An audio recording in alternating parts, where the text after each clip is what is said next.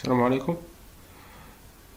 Dans ce vidéo, on va voir comment créer un classeur Excel qui va nous permettre de calculer le CP et le CPK d'un process à partir des valeurs qu'on a mesurées pour une caractéristique donnée. Et aussi avec l'affichage graphique des données. Par exemple, pour cette plage de données, on a un CP de 3,10 et un CPK de 3,08. Si je change la valeur, je la mets par exemple hors de mon intervalle de tolérance qui est compris entre 32,74 et 34,75. Les valeurs de CP et CPK vont changer et le graphe aussi va changer en parallèle. Dans ce graphe, on a la limite de contrôle supérieure, la limite de contrôle inférieure et l'intervalle de tolérance. Donc je vais commencer l'exercice. On va prendre une nouvelle feuille. Ces valeurs elles sont brutes, je vais seulement les utiliser.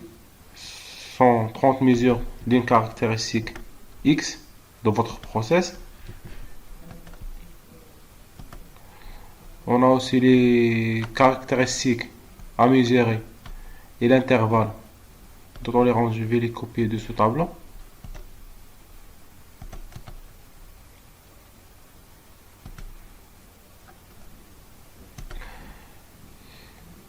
Et puis pour afficher ce tableau, on a besoin de calculer la limite de contrôle inférieure et la limite de contrôle supérieure. Les formules se trouvent sur internet. Par exemple, pour les CP et les CPK, vous pouvez les trouver par exemple dans ce site. Ils sont standards. Pour calculer la capacité, on a besoin de calculer l'écart type.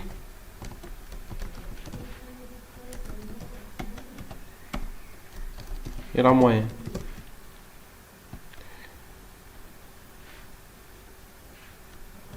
Pour l'écart type, on va écrire la fonction écart type. Ça existe déjà dans l'Excel. On va sélectionner notre plage de données.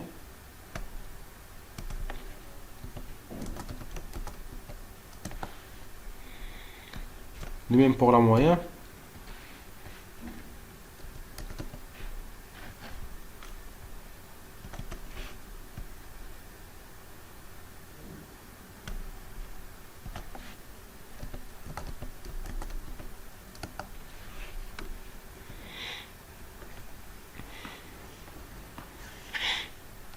Voilà, on a calculé l'écart type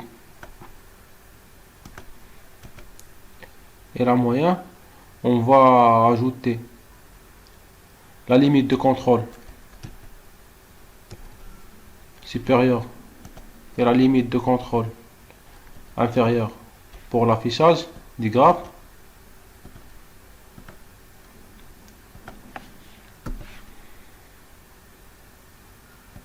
La limite de contrôle supérieure est égale à la moyenne plus 3 segments. Et la limite de contrôle inférieure est égale à la moyenne moins 3 segments. Maintenant, on peut calculer le CP et le CPK de notre process. On va appliquer ces deux formules et des captures d'écran.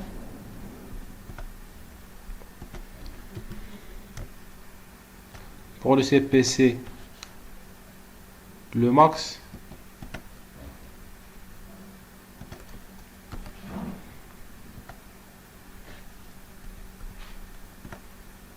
c'est le max moins le min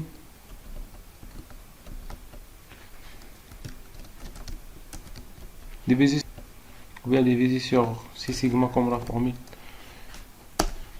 juste à côté. Et pour le CPK, c'est le min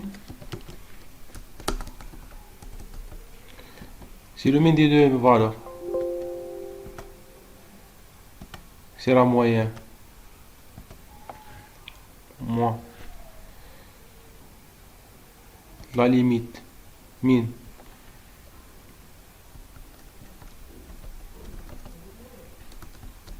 sur 3 segments.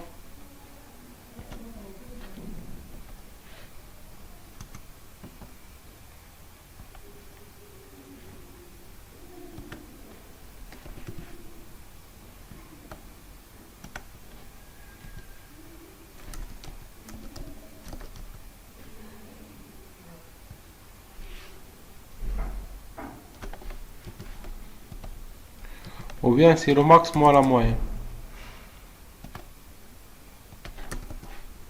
Divisé sur 3 segments.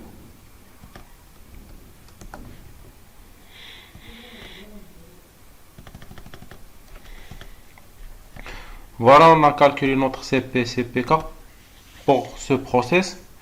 Pour l'affichage, on va afficher un graphe.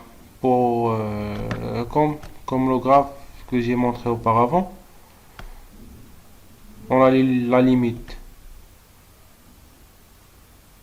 supérieure et la limite inférieure en rouge, la limite de contrôle inférieure à la limite de contrôle supérieure en orange, la moyenne en vert et notre série de données. Pour cela, je dois ajouter ici la valeur moyenne, la limite de contrôle supérieure, la limite de contrôle inférieure, le min et le max.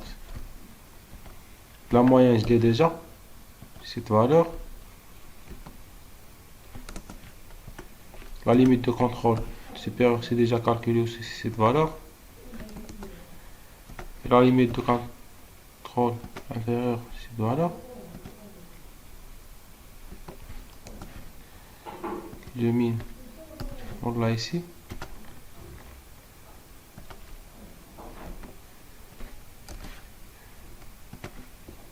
Le max, on l'a ici.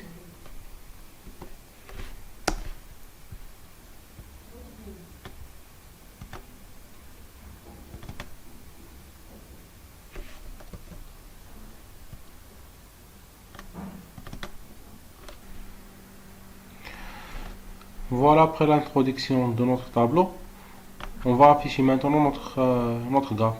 On sélectionne les données qu'on veut afficher. Pour insertion, voilà, on a affiché ce graphe. On va l'appeler par exemple capabilité. La caractéristique D.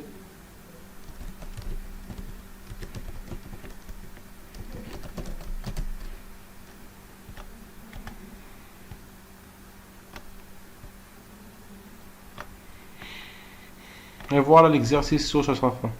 Pour améliorer l'affichage de ce tableau, c'est trop facile. Vous pouvez mettre la même forme que j'ai ici. On affiche seulement les valeurs qu'on a mesurées. On va cacher les autres valeurs qu'on a utilisées pour l'affichage des graphes. C'est juste une option de plus. Et merci pour votre attention.